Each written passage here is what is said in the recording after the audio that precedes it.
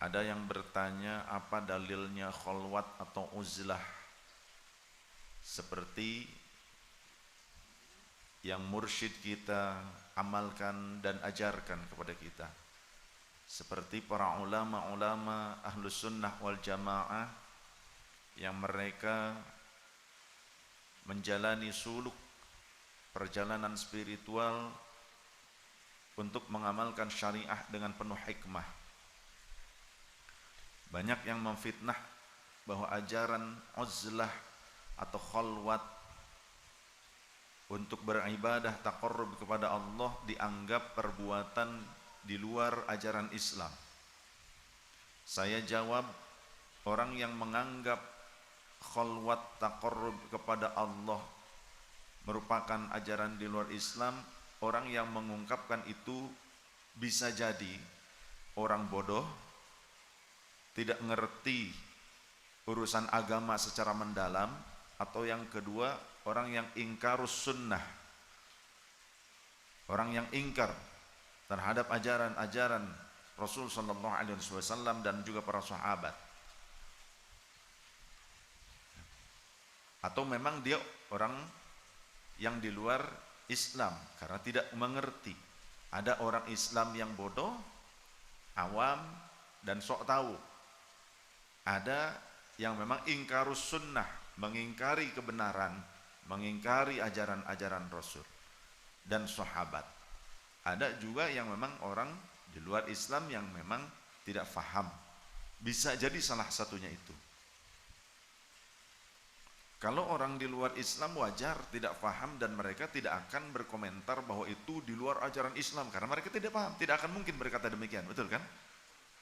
Orang non muslim tidak akan mungkin mengatakan khalwat yang diajarkan oleh Said Alwi dan gurunya, kemudian ulama-ulama ahlu sunnah, ulama-ulama ahli tasawuf, ahli pembersihan jiwa, itu bukan ajaran Islam. Tidak mungkin orang non muslim mengatakan demikian karena mereka tidak akan paham, belum paham. Jadi mereka tidak akan mengatakan itu. Jadi dimungkinkan kemungkinan besar antara dua orang yang berikutnya. Siapa? Orang yang muslim tapi sok tahu dan bodoh. Atau yang kedua, orang yang muslim tapi ingkarus sunnah. Apa dasar hukumnya khalwat? Dengan kriteria yang tidak keluar daripada syariatul Islam. Khalwat yang sesuai dengan syariatul Islam tidak meninggalkan kewajiban. Ada kalanya guru mursyid mengajarkan khalwat keluarnya pada saat Jumatan saja, sedangkan sholat-sholat fardu dan sunnahnya menyendiri, infirad, karena meyakini sholat fardu jamaah itu hukumnya fardu kifayah, bukan fardu ain. Tapi ada juga guru mursyid yang mengajarkan kepada muridnya ketika khalwat boleh keluar di setiap waktu sholat untuk melaksanakan sholat jamaah. Ada juga yang mengajarkan atau melaksanakan khalwatnya pada saat sholat jamaah dan mengajarkan ilmu kepada murid-muridnya masih boleh keluar tapi langsung kembali masuk. Ada yang seperti itu. Jadi macam-macam. Yang terpenting tidak meninggalkan kewajiban, tidak menyalahi aturan syariat. Jika ada yang keluarnya hanya pada saat Jumatan saja untuk melaksanakan sholat Jum'ah karena harus berjamaah di masjid, tapi sholat fardu dan sholat sunnahnya dalam keadaan munfarid di tempat khalwatnya, karena meyakini sholat fardu jamaah itu fardu kifayah, itu bagus, baik, tidak apa-apa. Atau yang setiap waktu sholat dia pergi ke masjid hanya waktu-waktu sholat fardu saja, setelah selesai kemudian dia kembali ke tempat khalwatnya, zikir, wirid di tempat khalwatnya, itu juga bagus. Ada juga yang keluarnya selain sholat fardu berjamaah, tapi juga sambil mengajarkan ilmu atau di saat mengajarkan ilmu kepada umat, kemudian dia kembali lagi masuk ke tempat khalwatnya, itu juga bagus. Tergantung irsyad, tarbiyah, ajaran dari mursyid. Tergantung ajaran dari mursyid. Karena baginda Rasul sallallahu alaihi wasallam juga dibimbing oleh malak Jibril alaihi salam. Beliau khalwat atau uzlah, mengasingkan diri, menyepikan diri dari kerumitan duniawi, dari interaksi dengan manusia, itu juga karena perintah Allah dan dibimbing oleh Jibril alaihissalam. Khalwat atau uzlah yang tidak menyalahi aturan syariat itu merupakan sunnah para nabi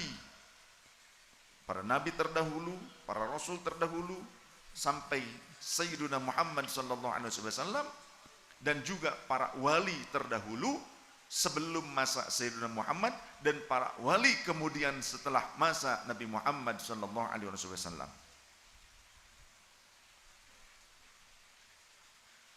Sebagaimana dikisahkan di dalam Al-Qur'an dalam surah Maryam ayat 48. Bismillahirrahmanirrahim. وأعتزلكم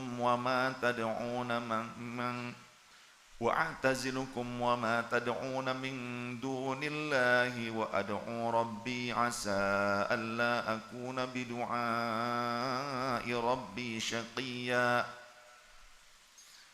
والله ورسوله أعلم بمرادي ومعناه وأعتزلكم وما تدعون من دون الله, dan aku akan menghindarkan diri dari kalian dan dari apa yang kalian sembah. Aku akan menghindarkan diriku dari kalian. Aku akan mengasingkan diriku dari kalian dan juga menghindarkan diriku wa ma tad'una min dunillah, dan dari sesembahan selain Allah yang kalian sembah itu. Wa ad'u rabbi, dan aku akan berdoa kepada Tuhanku, asa alla akuna bidu'ai rabbi syaqiyya, semoga saja Tuhanku tidak mengecewakan aku dengan doaku. Ini perkataan Nabiullah Ibrahim alaihissalam. Ketika Nabiullah Ibrahim terus diburu oleh kaumnya yang menyembah selain Allah Ta'ala, selalu digunjing, difitnah Nabiullah Ibrahim itu. Kemudian juga selalu dimusuhi, dizalimi oleh kaumnya pada masa itu. Maka pada saat sudah tertekan dan tak tahan, merasakan tekanan-tekanan yang hebat dari umat pada saat itu, dari kaumnya pada masa itu, Nabiullah Ibrahim alaihissalam pergi dalam beberapa saat meninggalkan kaumnya. Beliau berkhalwat, beruzlah, yang kemudian beliau berdoa kepada Allah Subhanahu wa taala, dan nyata ketika harapannya kepada Allah tidak dikecewakan. Allah bahkan memberikan putra-putra kepada Nabiullah Ibrahim alaihissalam. Diberikan 2 putra saat itu oleh Allah Subhanahu wa taala sebagai jawaban dari doanya Nabiullah Ibrahim alaihissalam. Ketika seseorang dizalimi, bersabarlah. Ketika kita dizalimi, bersabarlah. Karena jika bukan kita yang bersabar, siapa lagi yang akan mengamalkan ibadah sabar? Sabar itu ibadah yang paling besar pahalanya. Salat harus sabar. Orang yang tidak sabar dalam salatnya, ia akan mencuri salatnya. Tumakninahnya tidak ada, ruku sujudnya tidak ada. Bahkan jiwanya digadaikan kepada dunia, walaupun fisiknya sedang ia hadapkan kepada Allah. Walaupun fisiknya sedang ia hadapkan kepada Allah, nyatanya jiwanya ia gadaikan kepada dunia. Harus sabar ketika salat, sehingga kita benar-benar merasakan sang kekasih dekat dengan kita.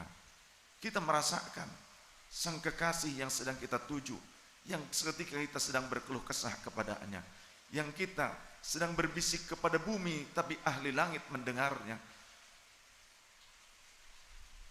Allah bukan di langit, tapi Allah sang pemilik seluruh makhluk yang ada di bumi dan di langit. Dan Allah menempatkan para malaikatnya di langit sebagai bentuk kemuliaan kepada mereka.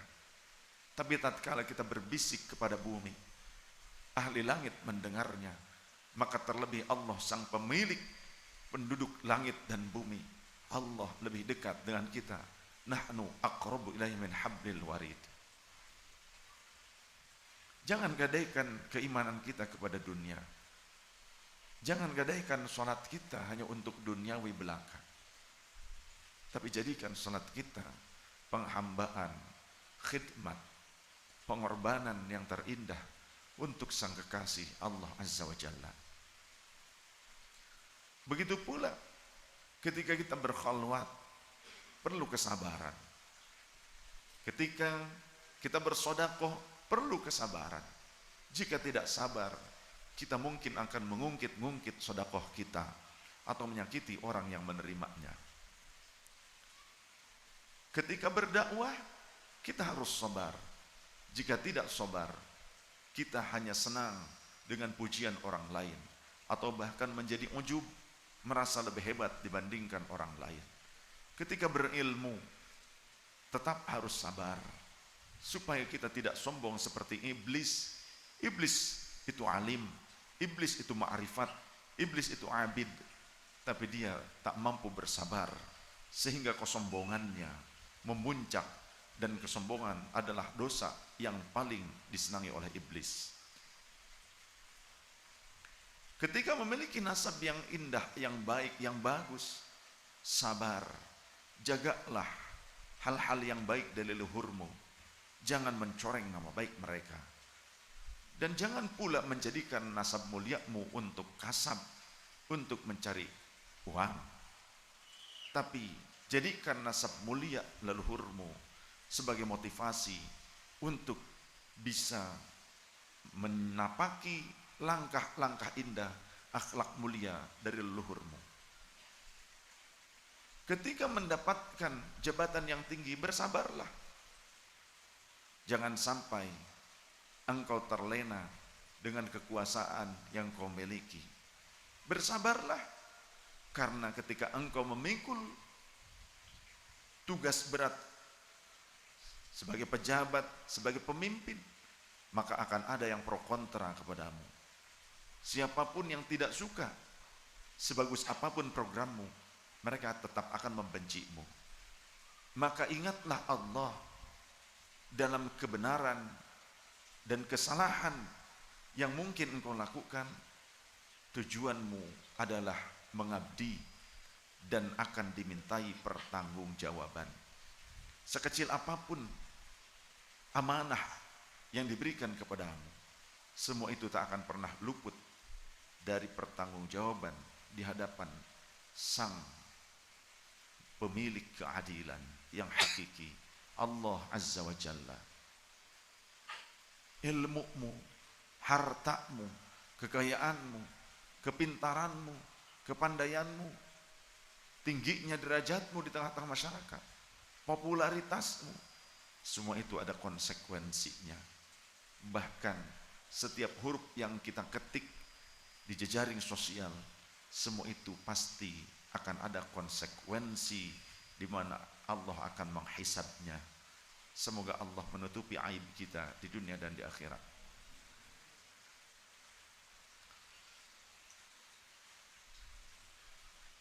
Jika tadi tentang Rasulnya Allah sebelum Nabi Muhammad, contoh bagi kita di mana beliau melakukan uzlah, khalwat, tapi tidak selama-lamanya, karena kemudian waktu Nabiullah Ibrahim juga kembali kepada umatnya.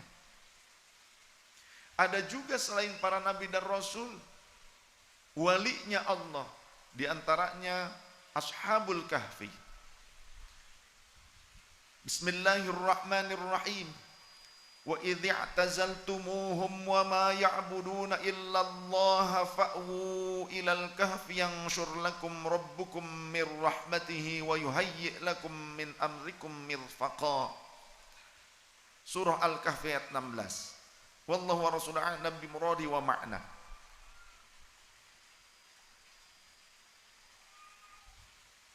Tatkala mereka Ashabul Kahfi, tatkala mereka para pemuda yang disebut Ashabul Kahfi itu, mereka menjauhkan dirinya dari kaumnya yang zalim dan dari apa yang mereka sembah selain Allah Ta'ala.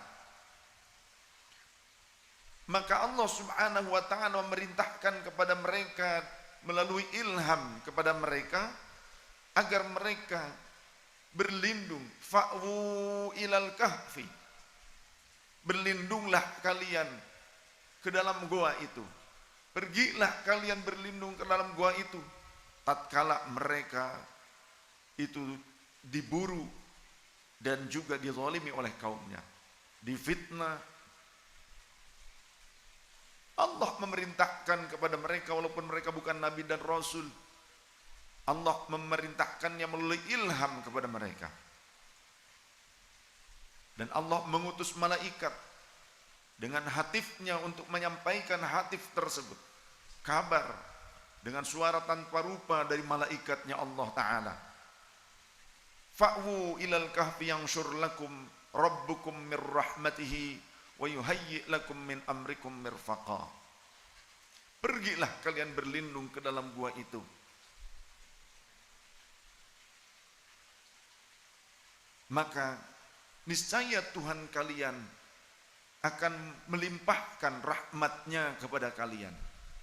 Yang syurlakum, akan melimpahkan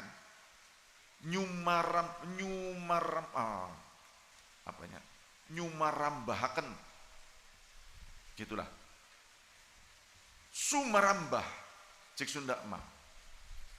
Allah akan menebarkan, melimpahkan rahmatnya untuk kalian.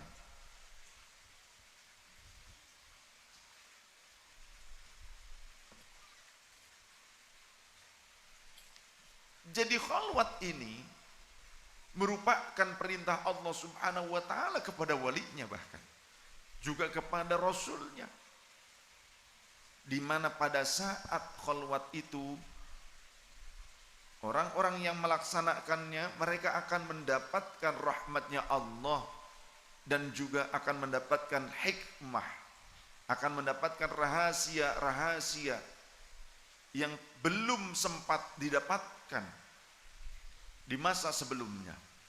Akan banyak sekali rahasia-rahasia rabbaniyah ilahiyah yang akan dilimpahkan oleh Allah kepada mereka. Dan Allah juga akan mengurus urusan-urusan mereka. Allah yang akan membenahi permasalahan yang menghimpit mereka. Allah yang akan memberikan jalan keluar. Allah akan memberikan pertolongan untuk menyelesaikan permasalahan-permasalahan yang mereka sedang hadapi. Kezaliman orang lain, fitnah-fitnah, contoh seperti itu.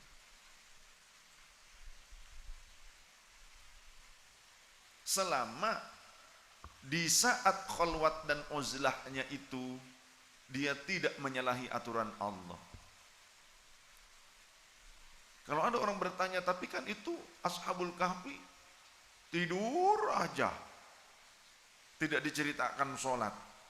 Di masa itu sholatnya belum diwajibkan 5 waktu, dan Allah yang membuat mereka tertidur selama 300 tahun lebih.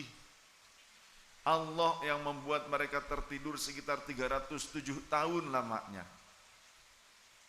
Yang namanya orang tertidur dan tidaklah menua. Mereka tidak menua, tetap dengan umur segitu saja, seperti pada saat awal mereka memasuki gua tersebut. Ketika lelah dalam perjalanan menuju gua, pada saat di gua mereka lelah, ditidurkan oleh Allah. Sehingga pada saat mereka bangun, mereka merasa lapar. Kemudian teman-temannya menyuruh, siapa kira-kira yang pergi ke pasar, ke kota untuk membeli makanan, nih bawa uangnya. Pada saat di pasar mau belanja makanan gak laku. Ini uang zaman mana udah gak laku katanya. Tapi mereka merasa aneh, orang-orang kota pada saat itu, ini kok masih ada uang yang sudah 3 abad lamanya. Dari mana kalian dapatkan? Ya uang kami katanya. Begitu. Akhirnya ketika tidak diterima uangnya, mereka mencari sanak kerabat dan keluarga. Ketika barangkali kalau ke sanak keluarga kan tidak diburu, pasti mereka sayanglah. Apalagi sudah sekian lama tidak berjumpa, namanya keluarga sehari aja kan dicari. Kecuali memang sudah tidak berharga lagi, tidak dicari. Ya. Jadi bapak kalau dicari sama istrinya berarti itu tanda kamu masih berharga di mata istrimu. Pada dasarnya khalwat itu mengurangi makan, mengurangi minum, mengurangi bicara, mengurangi ghaflah atau lupa diri, mengurangi berinteraksi dengan selain Allah. Ya. Jadi uzlah itu atau khalwat itu sebetulnya mengurangi makan, mengurangi tidur, mengurangi bicara, mengurangi ghaflah, lalai, mengurangi interaksi dengan selain Allah. Itu sebetulnya isinya. Ketika kita mengurangi makanan supaya saat khalwat kita tidak gampang ngantuk dan kita menguji keimanan kita yang sebelumnya keimanan kita digadaikan pada qutul balad, pada makanan pokok negeri kita.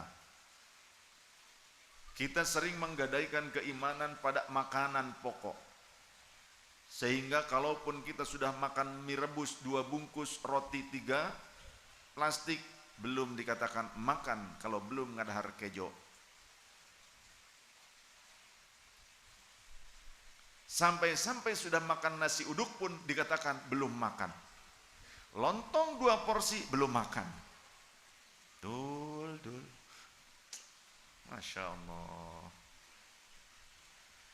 Banyak orang yang berkata, kalau saya tidak makan nasi, kalau saya tidak makan makanan pokok, nanti saya akan lemah. Bohong.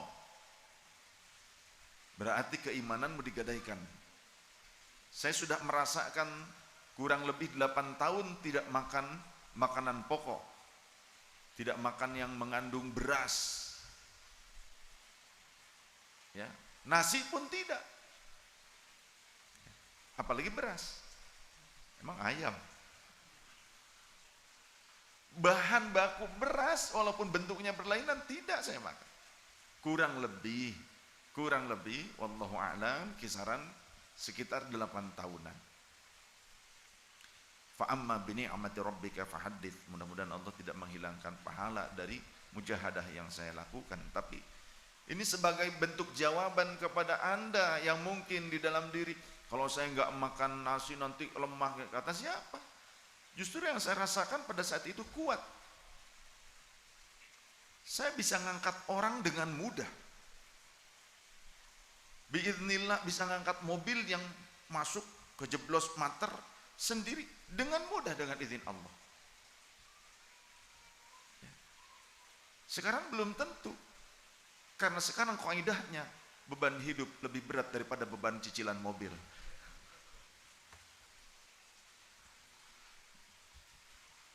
Ya nyata.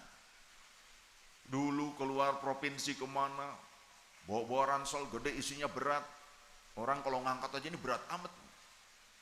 Ya kemana-mana segala macam dibawa. Kan pengembara, bukan satria bergitar, bukan. Satria berkitab saya mah. Dan bertasbih.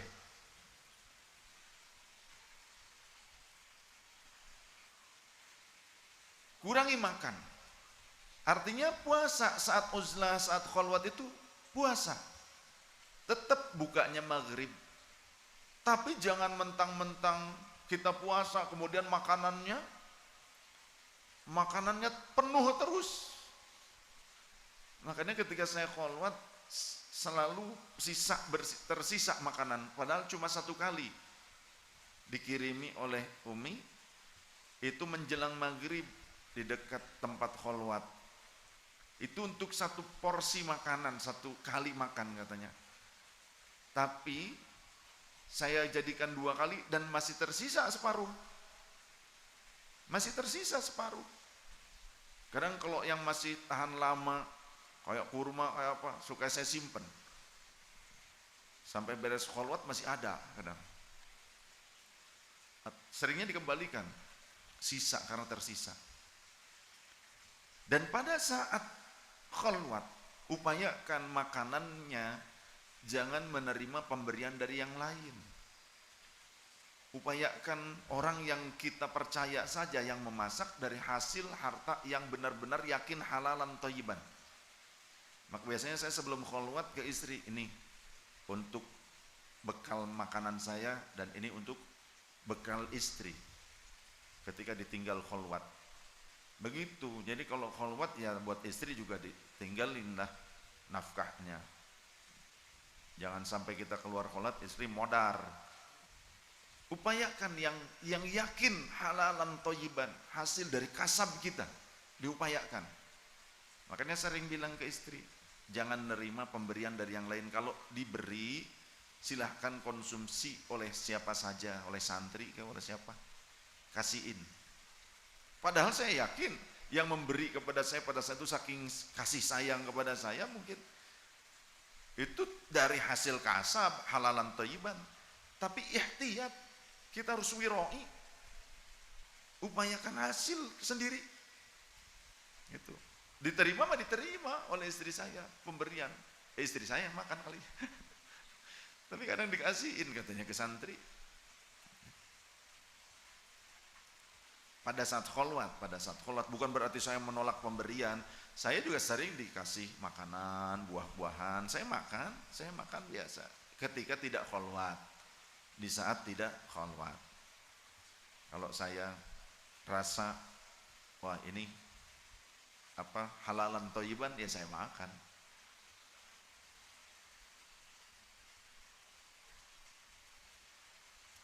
Menyedikitkan tidur.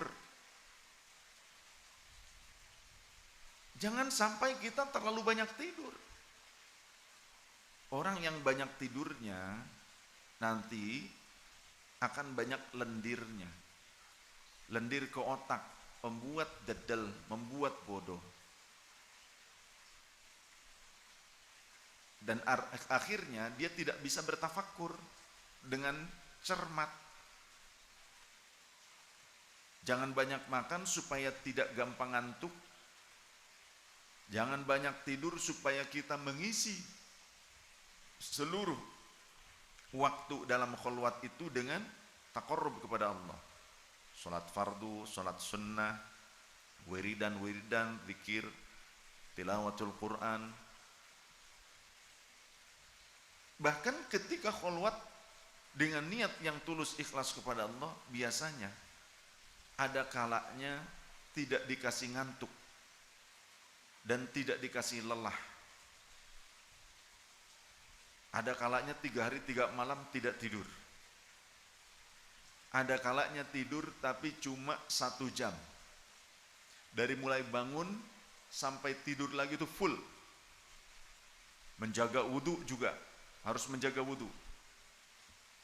Menjaga wudu itu bagus.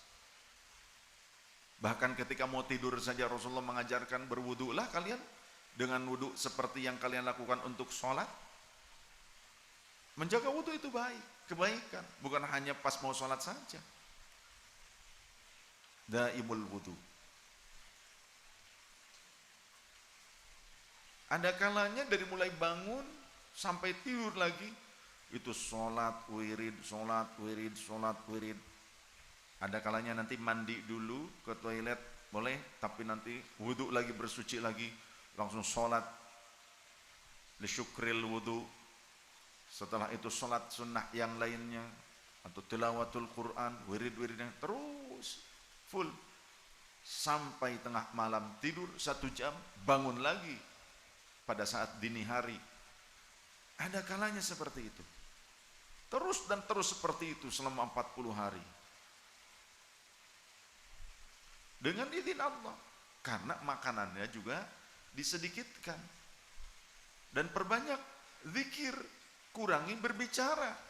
Artinya diganti bicara dengan orang lain, ketika kholwat kita berbicaranya kepada Allah. Jadi hindari berbicara dengan manusia kalau bisa. Selama kholwat saya tidak berkomunikasi dengan siapapun di luar tempat kholwat, kecuali dengan Allah, ya, kecuali dengan Allah Subhanahu wa ta'ala. Dan kalau ada yang membimbing, berarti ya berbicara sesekali dengan pembimbingnya. Kalau ada pembimbing ya, yang datang membimbing, ya juga sesekali berbicara dengan pembimbing itu.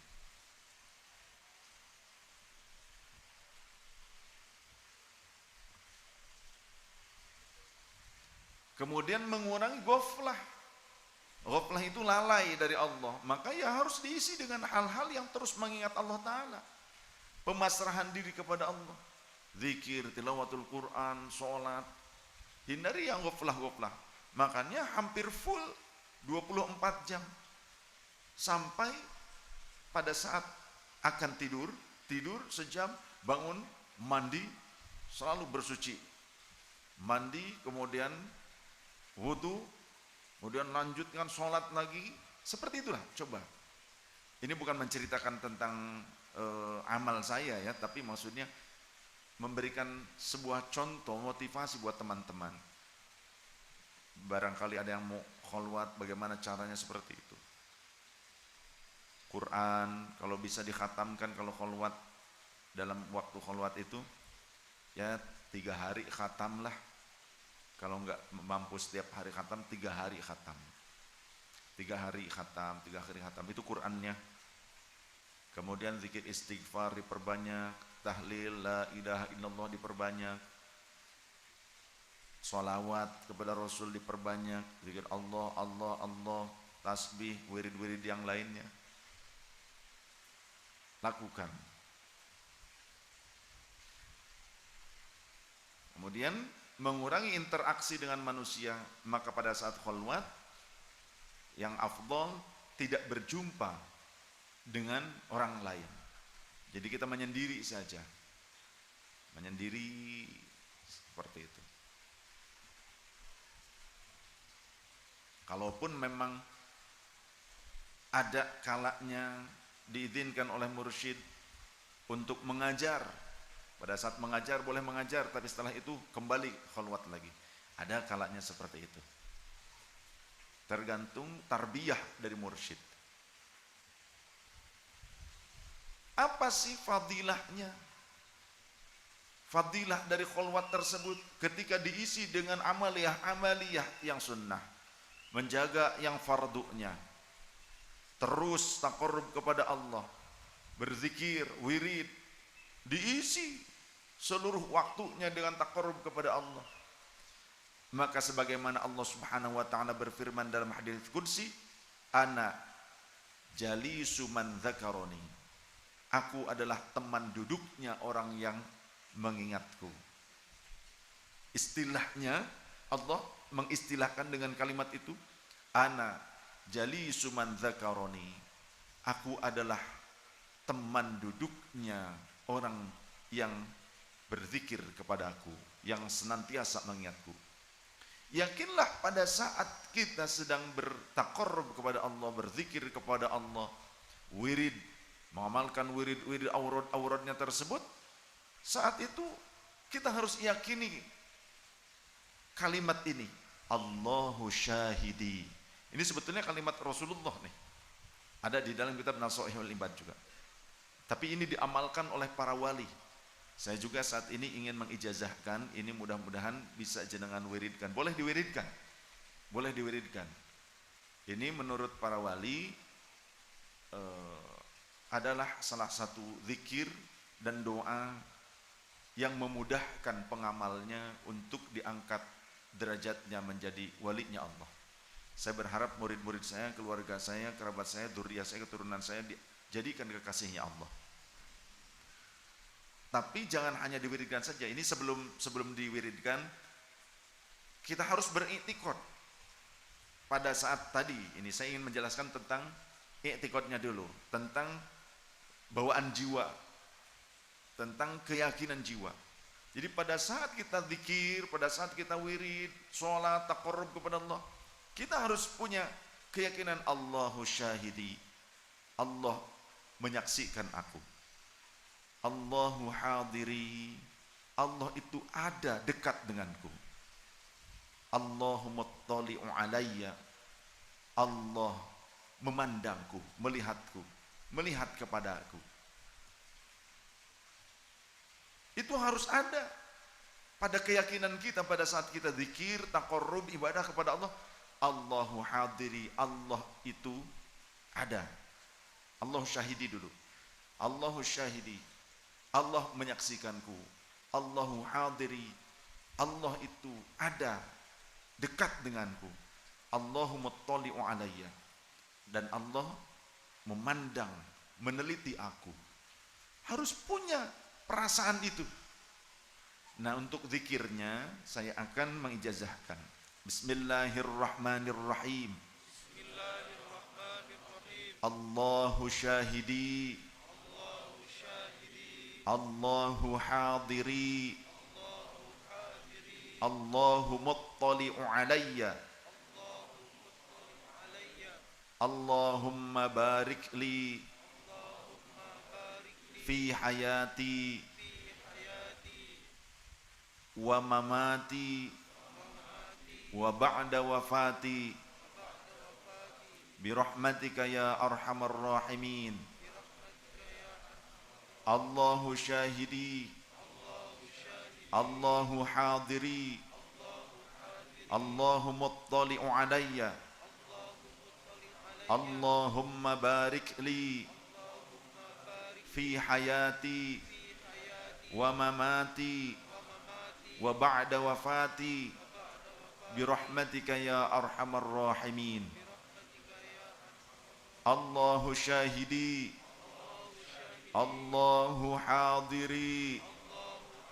Allahu muttali'u alayya. Allahumma barik li fi hayati wa mamati wa ba'da wafati bi rahmatika ya arhamar rahimin. Ajaztukum. Saya berharap semuanya dimudahkan untuk menjadi walinya Allah. Karena sekarang pendaftaran walinya Allah untuk menjadi walinya Allah itu sepi.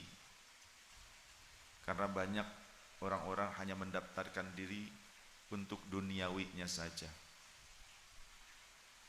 Menjadi tinggi derajatnya di hadapan manusia, menjadi terkenal di kalangan manusia, hanya itu saja. Menjadi besar di kalangan manusia. Tapi jarang sekarang orang yang ingin mendapatkan mangzilah, kedudukan yang tinggi di dekat Allah, pada pandangan makom yang dipandang oleh Allah dengan makom atau pandangan yang indah, pandangan cinta, pandangan kasihnya Allah. Menjadi besar namanya di hadapan para malaikatnya Allah. Menjadi terkenal, populer di kalangan kekasih-kekasihnya Allah. Karena Allah yang mempopulerkan. Sekarang sudah semakin jarang orang yang daftar. Nah, ayolah naik derajatlah, naik tingkat.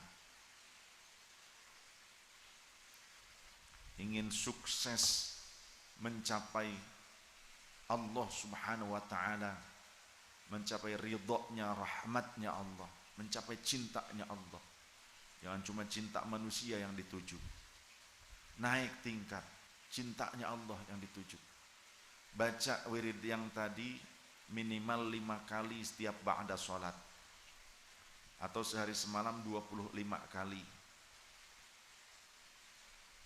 Rasakan pada saat berzikir yang tadi, Allahu syahidi, Allah menyaksikan aku setiap saat, langkahku, diamku, saat berdiri, saat duduk, saat berbaring, berbicara Allah menyaksikan aku, saat bergerak Allah menyaksikanku.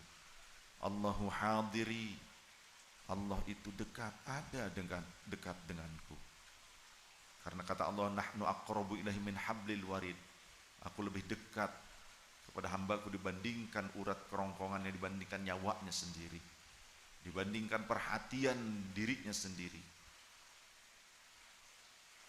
Allahumma ttali'u alayya, Allah melihatku, memandangku dan meneliti aku, memperhatikan aku dengan seksama. Maka apapun yang kulakukan, Allah melihatnya. Allahumma barik li, Allah berkahi aku, fi hayati, dalam kehidupanku, wa mamati, saat aku mati, wa ba'da wafati, dan saat kehidupan setelah kematianku. Birahmatika ya arhamar rahimin. Baca itu.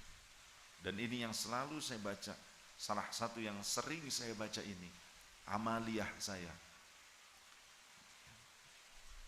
Dan guru-guru kami menyampaikan bahwa kalimat itu adalah kalimat yang insya Allah, siapa yang istiqomah mengamalkannya, mudah-mudahan diangkat jadi walinya Allah. Saya berharap Ahbabur Rasul ini oleh Allah dijadikan tempat perkumpulan para walinya Allah, perkumpulan para ulama as-salihin al-arifin wa amila bi ulumihim, perkumpulan siddiqin, dzakirin wa dzakirat, taibin wa taibat, salihin was salihat, qanitin wal qanitat, qari'in wal qari'at, al-mutasaddiqin wal mutasaddiqat. Mudah-mudahan Ahbabur Rasul dimanapun, majelis-majelis Ahbabur Rasul, ma'had Ahbabur Rasul, masjid Ahbabur Rasul, dijadikan sebagai tempat perkumpulan hamba-hamba yang bertakwa, yang memiliki qalbun salim.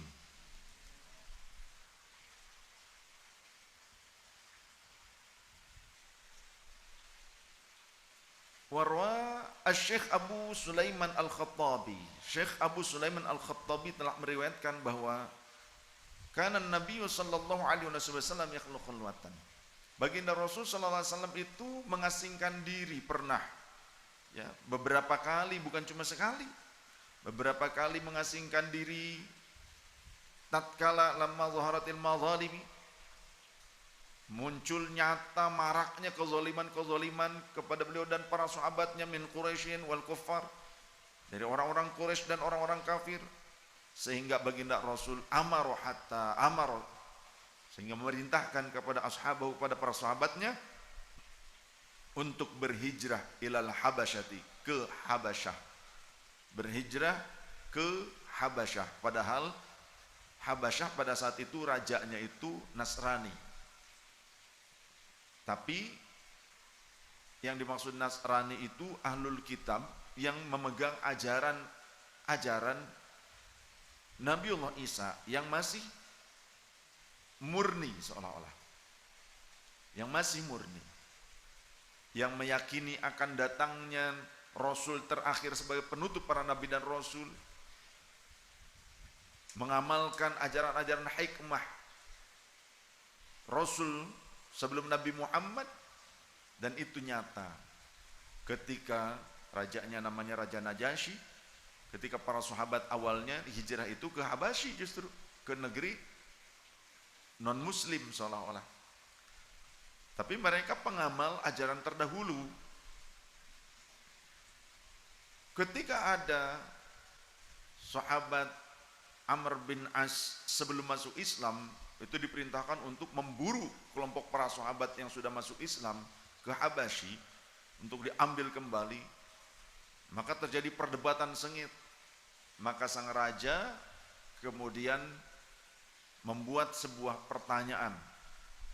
Beberapa pertanyaan dipertanyakan, maka akhirnya orang-orang muslim itu dipertahankan dan dinyatakan akan dijaga dan bebas mereka hidup di Habasyi, di Habasyah.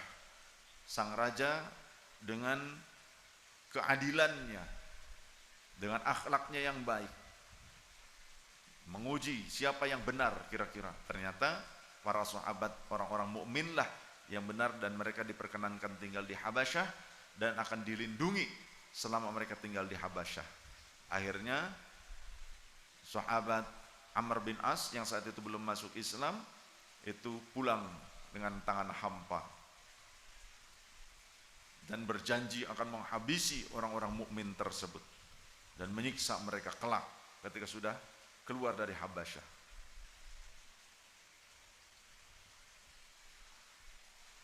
Jadi Rasul juga memerintahkan para sahabat untuk uzlah pada saat itu.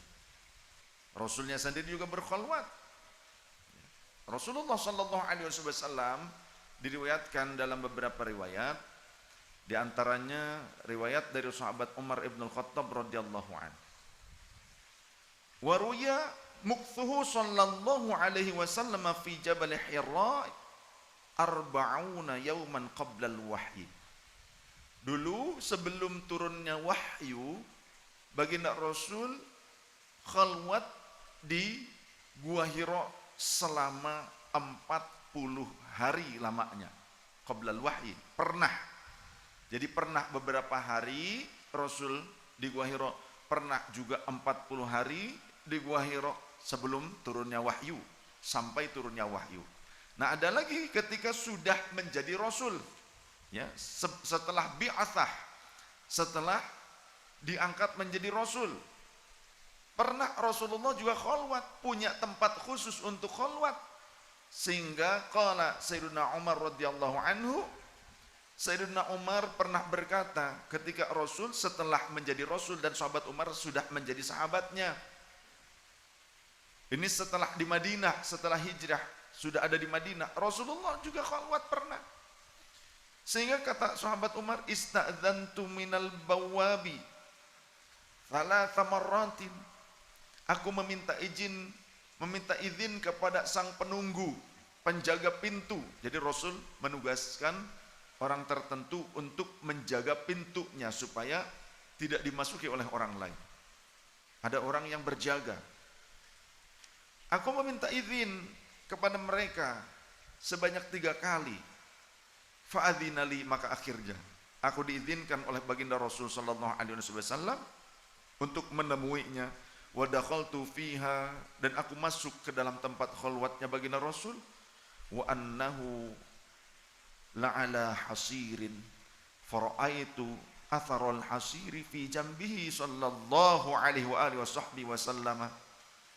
Maka ternyata aku melihat baginda Rasul tengah merebahkan dirinya di atas selembar tikar dari anyaman pelepah kurma.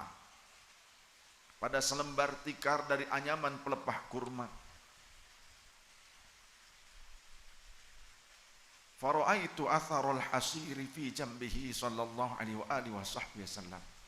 Maka sahabat Umar berkata, maka aku melihat ada bekas-bekas pada lambungnya baginda Rasul, pada pinggangnya baginda Rasul, dari bekas anyaman pelepah kurma tersebut, dari bekas alasnya tersebut yang kasar.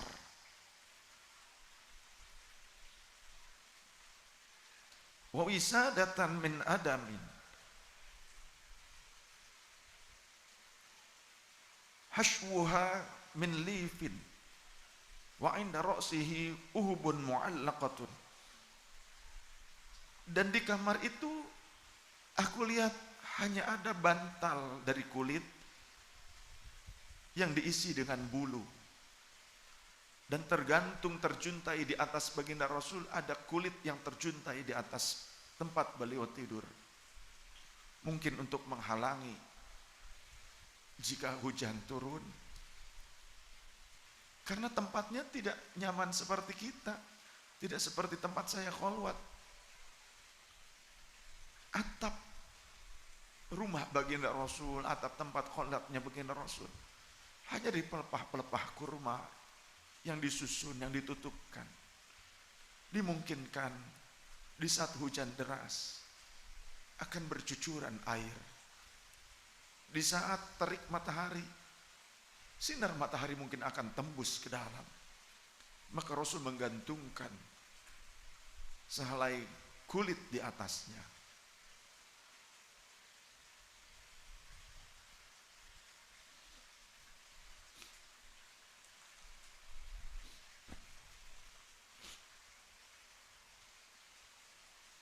Apa yang terjadi setelah itu? Fabakaitu, maka aku pun menangis, kata sahabat Umar.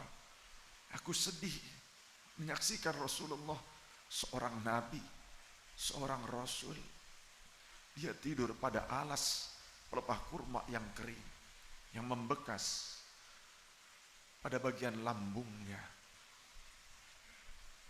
dan bantalnya hanya dari kulit yang diisi bulu. Di kamarnya tidak ada yang lain kecuali itu. Faqala, maka baginda Rasul berkata, "Ma yubkika?" Apa yang membuatmu menangis, Umar? Faqultu, maka aku menjawab, "Ya Rasulullah, inna Kisra wa Qaisara fima huma fihi." Sesungguhnya Kisra, raja-raja Persia, wa Qaisar, dan para kaisar, Caesar, raja Romawi, fima huma fihi, mereka sesuai dengan posisi mereka keadaannya. Mereka begitu mulia, dimuliakan. Mereka begitu nyaman dan dibuat nyaman. Tapi engkau, wa anta Rasulullahi sallallahu alaihi wasallam, tapi engkau ya Rasul, engkau ini Rasulnya Allah, engkau adalah utusannya Allah, tapi engkau keadaannya seperti ini ya Rasulullah. Qala, maka Rasulullah menjawab, ama tarda an takuna lahumud dunya wa lana al-akhiratu? Apakah engkau tidak rela, wahai sahabatku, jika dunia itu untuk mereka, tapi akhirat akan diperuntukkan untuk kita? Apakah engkau tidak ridho jika kebahagiaan itu hanya diperuntukkan untuk mereka, dan akhirat yang selama-lamanya, yang lebih baik daripada dunia ini, diperuntukkan untukku? Maka qultu, aku menjawab saat itu pula, raditu ya Rasulullah, aku ridho ya Rasulullah. Wa dzalika ta'limu li ummati, dan itulah cara baginda Rasul memberikan pelajaran kepada umatnya. Beliau terlebih dahulu melakukannya sebelum beliau memerintahkan kepada sahabat-sahabatnya. Sahabat-sahabat yang dirahmati Allah Subhanahu wa taala. Ada sebuah riwayat yang walaupun tidak terlalu kuat, tapi bisa diamalkan untuk fadailul a'mal, targhib dan tarhib. Di mana qala Rasulullah sallallahu alaihi wasallam, al-hikmatu asyratu ajza'i, tis'atun fil uzlati wa wahidatun fis sumti. Hikmah itu ada 10 cabang, ada 10 macam. 9 macam ada terdapat pada uzlah, pada khalwat, wahidatun fis sumti, dan hikmah yang satu terdapat ketika diamnya kita. Diam bukan berarti kita salah, tapi diam karena menghindar dari masalah yang mungkin akan muncul lebih besar. Tapi ketika harokahmu, pergerakanmu bermanfaat, maka bergeraklah. Taharrak, taharrak, bergeraklah, bergeraklah. Jika manfaatmu lebih besar dengan bergerak, dengan berkarya, maka berkaryalah. Jadi tidak setiap saat kita diam, tidak sepanjang waktu kita menyepikkan diri, mengasingkan diri dari manusia, dari dunia. Tapi ada waktu-waktu tertentu yang memang kita perlu fokus kepada Allah Subhanahu wa taala, dan di waktu lainnya kita menebar manfaat kepada sesama.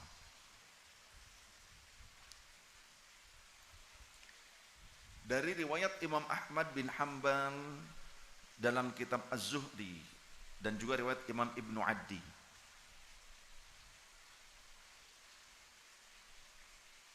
ada hadis di mana keterangannya menjelaskan siapa yang uzlah, siapa yang khalwat selama 40 hari, maka akan memancar darinya, dari kolbunya, sumber-sumber hikmah dari lisan, dari kolbu dan lisannya. Siapa yang melakukan khalwat, yang berkhalwat selama 40 hari, maka akan memancar sumber-sumber hikmah, pancaran-pancaran hikmah, cahaya-cahaya hikmah. Hikmah itu rahasia, rahasia-rahasia ibadah, rahasia-rahasianya Allah Ta'ala yang tersurat ataupun yang tersirat dari qalbu, dari jiwa dan juga lisannya.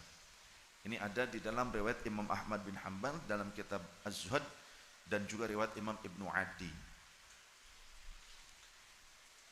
Jemaah yang dirahmati Allah Subhanahu wa taala, yang terpenting dalam khalwat, kita punya guru, kita punya mursyid, punya pembimbing yang memang bisa mengarahkan kita dan tidak keluar daripada syariat. Oleh karenanya sebelum khalwat kita harus mengaji fikih terlebih dahulu. Sebelum khalwat kita harus belajar fikih. Sebelum uzlah kita harus belajar fikih supaya mengerti tata caranya.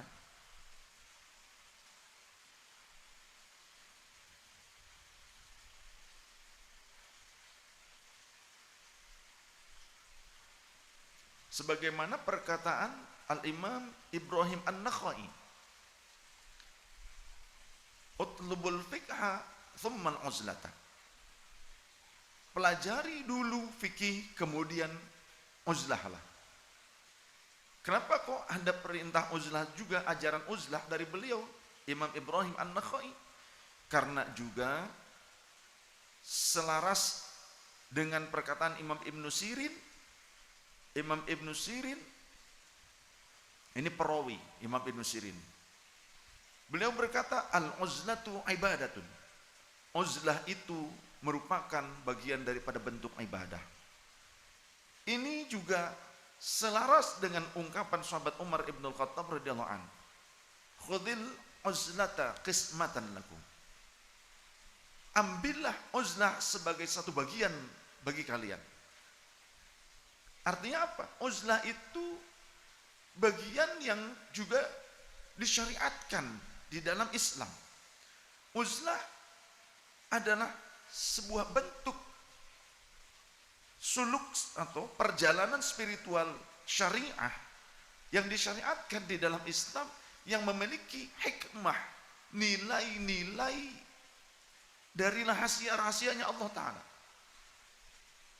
Jadi kalau kita ingin merasakan peningkatan spiritual kita, cobalah belajar untuk khalwat. Bukan berarti selamanya kita harus khalwat, bukan. Tapi sediakan waktu beberapa saat untuk kita khalwat, hanya memfokuskan diri kepada Allah Subhanahu wa taala. Karena selama ini kita khalwat iya di kamar, tapi bareng sama ponsel. Khalwat gak boleh megang ponsel. Ponselnya matiin dulu, geprek. Jangan cuma ayam digeprek habis sama kamu, makin tidurnya pules. Selama ini kan Kayaknya kalau tidak ada ponsel, seolah-olah kehidupan kita ada di situ. Nyawa seolah-olah ponsel tuh. Nah ini kesempatan mengobati atau terapi bagi diri kita supaya sembuh dari ketergantungan pada ponsel. Khalwat.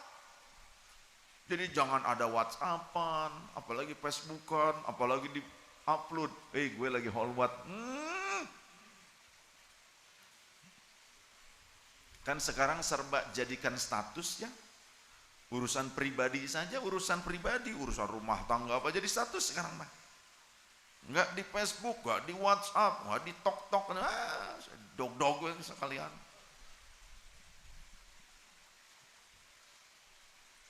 Segala macam hal yang baik, hal yang buruk masuk status semua. Hal yang punya nilai ibadah pun disetatuskan juga sampai hilang pahalanya, gak kerasa. Gak tahu tuh kenapa. Hal-hal yang nyeleneh pun nyeleneh, hal yang nyeleneh. Narsis lah apa, seorang menjadikan status. Kamu kira dengan kamu seperti itu, dengan kamu narsis di status itu, akan meningkatkan derajatmu di hadapan orang lain? Kamu tidak sadar ada di belakang layar sananya yang menyaksikan narsismu. Itu ternyata ngecek. Ngecek. Coba kalau jenengan lihat orang lain narsis gimana kira-kira? Dah, seneng apa enggak kira-kira? Kalau senang samplu berarti sabangsa. Nah, hal-hal yang baik saja dijadikan statusnya. Ya, hal-hal yang mengandung hikmah untuk diri kita dan untuk orang lain. Self reminder ada juga yang begitu. Self reminder tapi dijadikan status, bukan self reminder atuh. Pengingat untuk diri sendiri jadikan status. Gak usah kalau hal-hal yang gitu, gak usah pakai self reminder. Gak usah pakai gitu kalau dijadikan status. Sudah saja untuk diri kita dan untuk orang lain. Niat dakwah, jadi pahala. Man da'a ila hudan atau man da'a ila khairin falahu ajrun mithlu fa'ili. Siapa yang menunjukkan pada hidayah, pada petunjuk, siapa yang menunjukkan pada kebaikan, dia akan mendapatkan pahala sebanyak orang yang mengikutinya. Sekalian dakwah, tong self reminder, dakwah. Self reminder nyana status. Mana yang tulis ceplakeun dina kaca pas ngenteng tah beungeut sia gitu. Tah eta self reminder. Contoh self reminder. Tulis di kertas, laminating, tempel di toilet. Apa? Siram kloset setelah dipakai. Tah eta self reminder. Karena banyak yang nggak nyiram kloset kan? Ayo, sudah pakai media sosial itu untuk menyampaikan kebaikan, dakwah, sampaikan. Di saat orang lain menggunakannya untuk menipu, mereka biasa saja. Untuk hal-hal yang tidak bermanfaat, tidak memotivasi, cobalah kita menjadi orang yang bermanfaat. Jadikan motivasi untuk orang lain. Ya. Hati-hati nih, banyak yang tidak bijak dengan media sosial. Ada yang bokek nih dompet kayaknya ini dijadikan status. Dia berharap orang lain kasihan kepada dia, yang ada kata orang lain lebok, puas. Tuan kata orang lain, makin nambah jadi ainun lamah. Jadi keburukan dari pandangan orang karena merasa ini orang tuh kok kayak gini gitu kan. Ternyata malah dipuas, malah jadi ngedoain, malah semakin terpuruk yang ada. Ya. Anak kita umelan dijadikan status, tong dijadikan status geuleuh. Bisa jadi orang lain nanti justru akan mendoakan hal buruk kepada kita atau berkomentar buruk kepada kita. Eta tuh dage indungna teu bisaeun ngurusna. Budak lehoan gitu cenah diupload pisan. Tong atuh.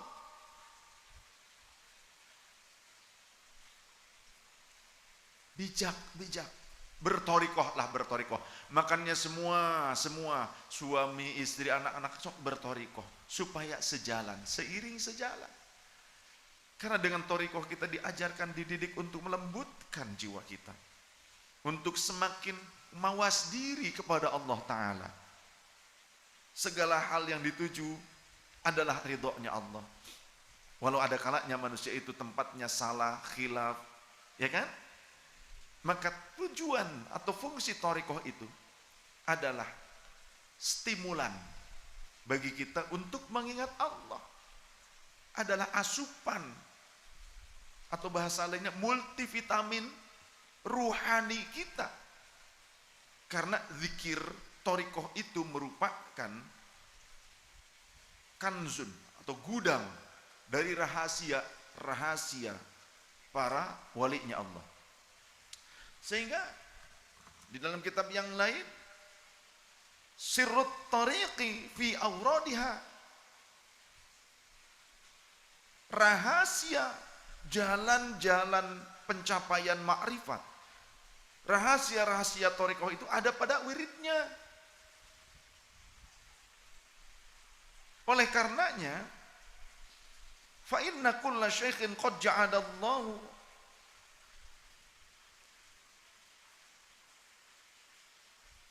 madaduhu wa sirru tariqatihi fi awradihi allati ya'muru bihal murida. Allah telah menjadikan pada setiap syekh, setiap guru mursyid, madadnya, wasilah pertolongannya, wasirruhu, dan juga rahasia sang syekh, rahasia sang mursyid, wasirru tariqatihi, dan juga rahasia thariqahnya sang mursyid, thariqahnya syekh itu fi auradihi allati ya'muru bihal murida, ada pada wirid-wirid yang diperintahkan oleh syekh kepada muridnya, ada pada auradnya yang diajarkan oleh syekh kepada murid-muridnya supaya diamalkan. Oleh karenanya, setiap orang yang berbai'ah thariqah atau pengamal thariqah yang memang dalam bai'ahnya dia ingin terjun suluk dalam thariqah, selayaknya jangan meninggalkan zikir-zikir thariqah tersebut, terutama zikir utamanya, zikir harian. Ada juga yang zikir setiap ba'da salat. Contoh dalam Naqsyabandiyah ada zikir hariannya yang sekali dalam sehari semalam. Dalam thariqah Qadiriyah wan Naqsyabandiyah ada setiap ba'da salat. Kalau zikir khotam khawajakan itu zikir ratib. Zikir khotam khawajakan itu zikir ratibnya para masyayikh, para mursyid. Dulu kalau ngumpul mereka bacanya zikir ratib tersebut dengan para murid, dengan murid-muridnya. Jadi yang utama itu zikir harian. Makanya Grand Syekh Abdullah Faiz Ad-Dagestani berkata, siapa yang mendawamkan, melanggengkan zikir harian thariqah, maka akan bersinar qalbunya dengan sinar Rabbaniyah, sinar ilahiyah, petunjuk dari Allah Subhanahu wa Ta'ala. Terbuka, futuh, terbuka qalbunya, kasyaf, tersingkap penghalang-penghalang akibat dosa itu dari rahasia Allah Ta'ala. Ayo amalkan, rutinkan, istiqomahkan. Jadi khalwat itu sewaktu-waktu saja, tidak sepanjang waktu. Karena setelah zahir batin kita khalwat, kita itu sebagai latihan, dan kita diuji supaya bisa khalwat dalam keramaian. Khalwat dalam keramaian maksudnya fisik kita berinteraksi setelah khalwat zahir batin, kemudian fisik kita berinteraksi, bekerja seperti biasanya, bermanfaat, tapi batin kita tetap berkhalwat kepada Allah. Yang dilarang oleh Rasulullah, khalwat dengan ghair mahram. Yang dilarang oleh Rasulullah, oleh syariat adalah khalwat dengan ghair mahram. Ya, jadi jangan sampai khalwat yang sesuai syariat tadi itu dikategorikan tidak ada di dalam Islam, bahkan terlarang, itu orang yang bodoh yang mengatakan itu. Ya. Itu orang yang bodoh yang mengatakan itu.